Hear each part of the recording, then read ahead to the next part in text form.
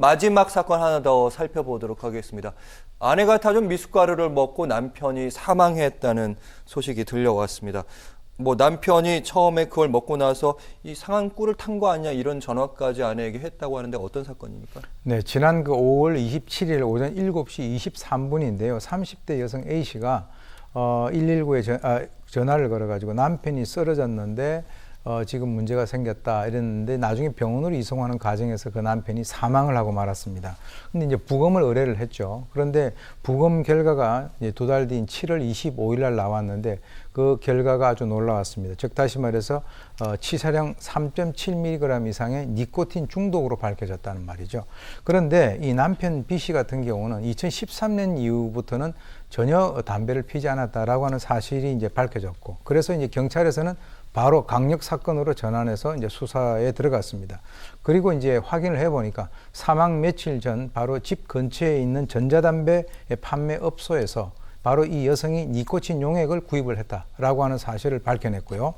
사망 전날 꿀탄 미숫가루를 자기 남편에게 줬는데 그 남편이 그것을 먹고 출근을 해서 복통을 일으켰다 그래요. 근데 이제 전화를 해서 혹시 아까 말씀하신 대로 그 미숫가루에 상한 꿀을 집어넣은 것이 아닌가라고 하는 그 통화까지도 경찰이 확보를 한 그런 상태란 말이죠. 그래서 지금 이제 이 여성이 독극물을 이용해서 자기 남편을 살해한 것으로 판단하고 살인 혐의로 구속한 상태입니다. 경찰에 따르면 이제 남편 낮에는 직장에서 일을 하고요. 밤에는 이제 배달 아르바이트도 하면서 생활비를 벌었다고 하는데 왜 아내가 남편에게 이런 범행을 저질렀을 거라는 그 혐의를 받고 있는 겁니까? 부부 사이의 문제는 타인들이 잘 모르기 때문에 우리가 쉽게 얘기하기는 힘들지만 둘 사이에 불만이 있다라고 이렇게 사람을 살인하는 것은 엄벌에 처해야 될 것으로 보는데요.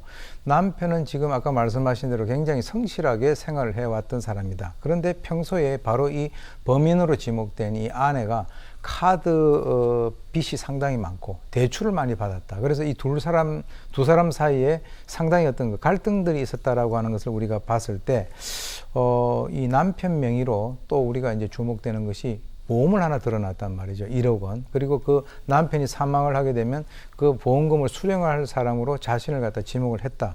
결론적으로 이 낭비벽이 심한 그 아내가 성실한 남편에 대해서 보험을 들고 살해를 하고 그야말로 우리가 통상적으로 볼 수 있는 전형적인 보험살인의 그 형태를 띠고 있다 이렇게 볼 수 있습니다. 네, 이제 남는 두 질문을 더 드려야 되는데 일단 아내는 지금 살인죄로 검찰에 송치가 돼 있는 상태인데요. 혐의를 전면 부인하고 있다고 합니다.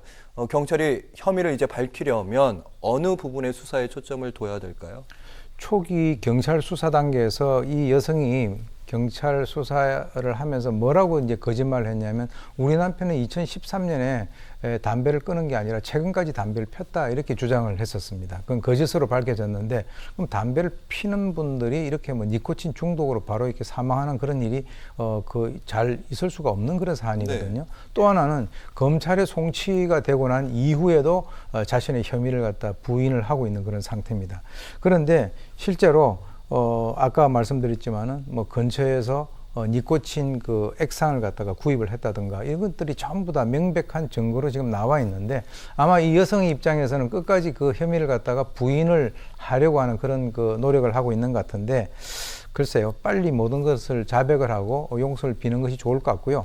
이런 종류의 그 범죄가 가끔씩 보도가 됩니다. 네. 그런데 실제로 이 니코틴 원액 유통과 관련돼 가지고 그야말로 판매 대장을 만들든가 또는 구매를 할 때 신분증을 확인을 한다든가 하는 이런 약간의 좀 더 추가적인 그런 행정 조치나 이런 것들이 좀 뒤따라야 하지 않겠나라고 하는 생각까지 해봅니다. 네.